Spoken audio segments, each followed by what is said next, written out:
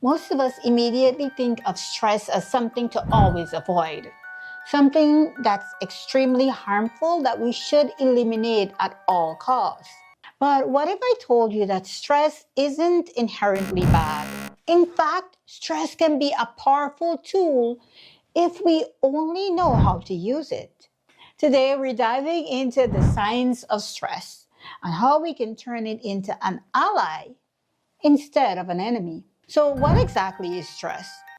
Dr. Hans Selye was a pioneering endocrinologist who is known as the father of stress research.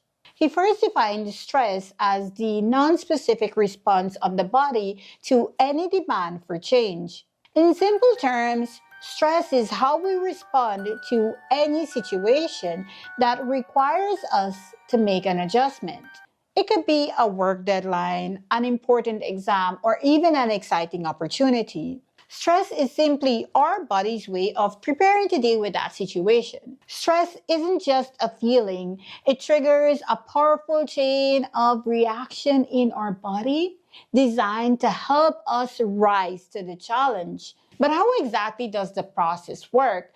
And why does stress sometimes feel overwhelming rather than helpful? The biochemistry of stress. To answer this question, we need to take a closer look at what stress really does to our bodies. When we face a stressful situation, our brain releases hormones like adrenaline and cortisol. These hormones help us focus, improve our memory, and increase our strength. Basically, they're preparing us for action. Adrenaline increases our heart rate and makes us more alert. Cortisol, also known as the stress hormone, helps us cope with regulating energy. It's a survival mechanism. But when stress becomes chronic, too much cortisol can be harmful. Before we proceed, let's discuss the two types of stress: eustress and distress. Eustress is the good type of stress, the kind that pushes you to improve your performance. It's short-term and energizing. Imagine preparing for a job interview or racing to meet an important deadline. The rush of adrenaline, that's eustress working in your favor to sharpen your focus and drive you to take action. Distress, on the other hand, is bad stress. It happens when challenges overwhelm our ability to cope. Instead of feeling motivated, we end up feeling trapped, anxious, and exhausted. Over time, this stress can lead to burnout, anxiety, high blood pressure, and other health issues. You've probably already heard about acute stress and chronic stress, but here's where it gets interesting. Acute stress is short-lived and triggered by immediate challenges. Interestingly, acute stress can be either eustress or distress, depending on how you interpret and handle it. Let me give you an example. The excitement before a big performance, that's acute stress fueling you. But if you feel completely overwhelmed and panicked, that's acute stress turning into distress. Chronic stress, however, is an entirely different story. This is the long-term stress, often linked to ongoing struggles, a toxic work environment, financial challenges, or a strained relationship. Unlike acute stress, which comes and goes, chronic stress keeps your body in a constant state of tension, which can wear you down both mentally and physically. In fact, studies have shown that stress can trigger acute conditions such as high blood pressure spikes, gastrointestinal issues, and even asthma flare-ups.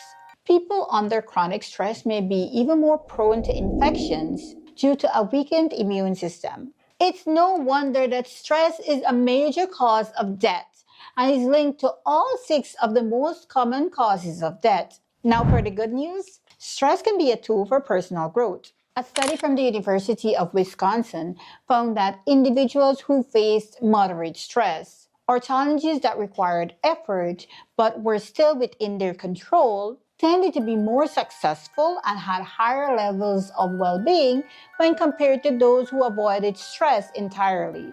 So what exactly is moderate stress? Think of it as the sweet spot on the stress scale. It's the kind of stress that challenges you just enough to stay focused and motivated, but not so much that you feel overwhelmed and unable to cope. Moderate stress is often temporary and occurs in situations where you do have some control over the outcome. For example, preparing for a big presentation, training for a competition, or learning a new skill, which might feel stressful, but in a way that pushes you to grow and perform better. So how exactly do we flip the script and be able to use stress in a positive way? The role of perception. It all comes down to perception. Basically, how we interpret stress will influence how it affects us. There is some research that shows that if we believe that stress is harmful, our bodies respond as if it is. But if we view stress as helpful, our bodies perform better. Dr. McGonigal says, when you change your mind about stress, you can change your body's response to it.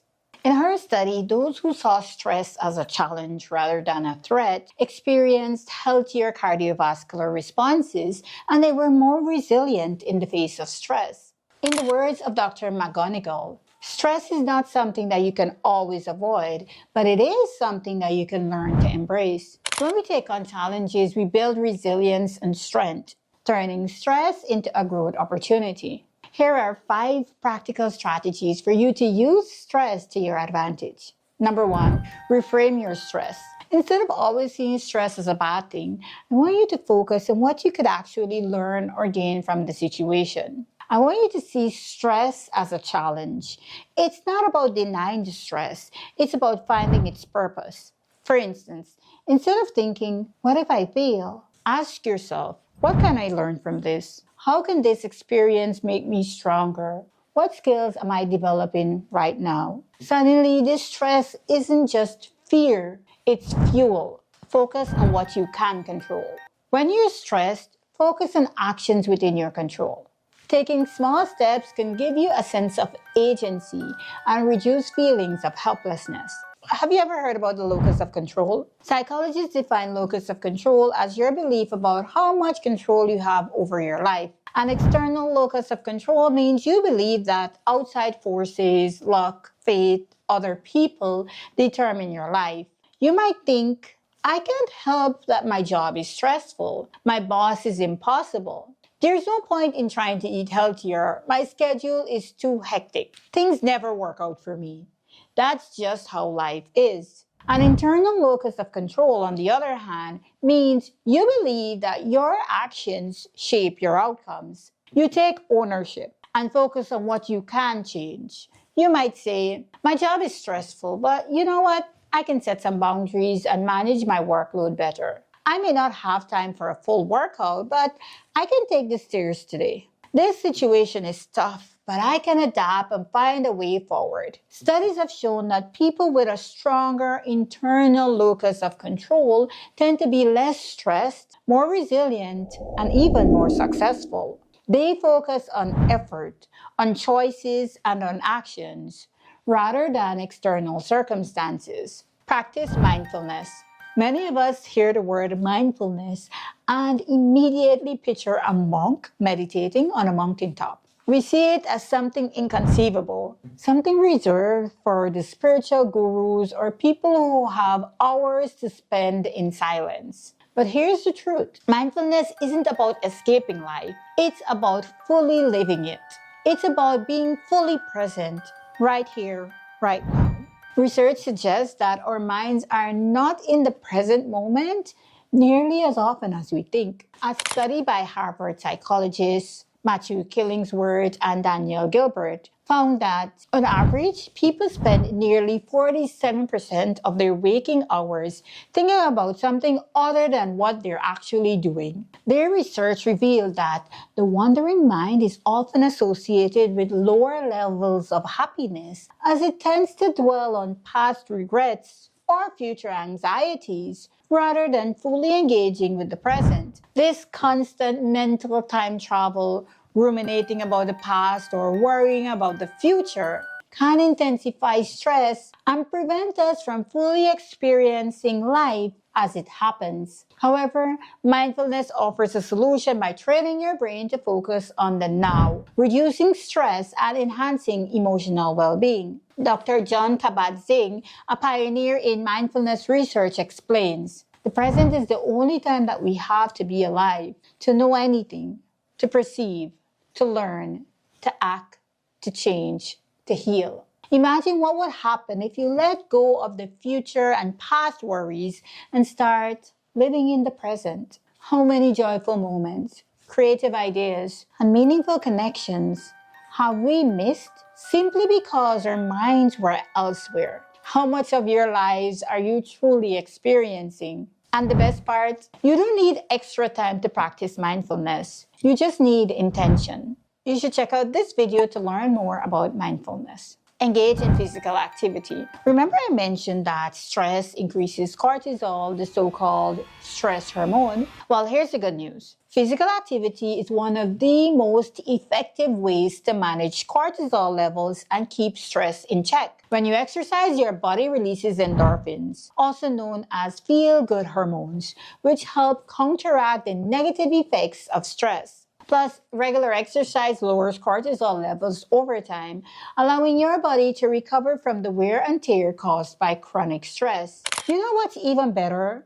You don't have to be a fitness fanatic to reap the benefits of exercise. You can simply take a brisk walk around the neighborhood, do some yoga in your living room, or dance to your favorite music. Build a support system. Having people to lean on can buffer the negative effects of stress. Social connections help us cope better with challenges. Science tells us that having a strong support system is one of the most important ways to manage stress. Dr. Julian Holt-Lundstad, a psychologist, found that people with strong social ties had a 50% greater chance of survival compared to those with weak relationships. Remember, being socially connected is just as important as exercising and eating well when it comes to long-term health. Here's how to strengthen your support network. Reach out intentionally. Stress can make us withdraw, but isolation only worsens the problem. Instead of waiting for someone to check in, take the first step. Send a text, schedule a call, or invite a friend for coffee. Studies show that even brief social interactions boost dopamine and reduce stress. Find your safe people. Not everyone provides the kind of support you need. Some people listen to fix, while others listen to understand. Prioritize relationships with those who make you feel seen, heard, and valued without judgment. Join a group or community. A study from Harvard Health found that group belonging significantly reduces stress, anxiety, and feelings of loneliness. Whether it's a book club, fitness class, or religious group, engaging with like-minded people creates a sense of belonging and resilience. Be a supporter. Here's something fascinating. Helping others actually lowers your own stress. Small acts of kindness, like offering encouragement or checking in on a friend, reduces cortisol and increases feelings of connection. Giving support strengthens your sense of purpose and reinforces your own support system. Psychologist Susan Pinker, author of The Village Effect, states, face-to-face contact releases a whole cascade of neurotransmitters and, like a vaccine, they protect you now and in the future. The simple act of talking, hugging, or even laughing with others helps build our body's resilience to stress. Stress is inevitable, but how we respond to it is within our control. The key takeaway? Stress itself isn't the enemy. It's how we interpret, manage, and challenge it that determines whether it helps us grow or holds us back. By reframing challenges, taking control of what we can, practicing mindfulness, staying active, and leaning on our support systems, we can turn stress into an ally instead of an enemy. So the next time stress creeps in, don't fight it. Use it. Let it sharpen your focus, push you towards action, and remind you of your own strength. Because stress isn't just something to endure. It's something you can harness to grow. Now, what's one small action you can take today to use stress in your favor?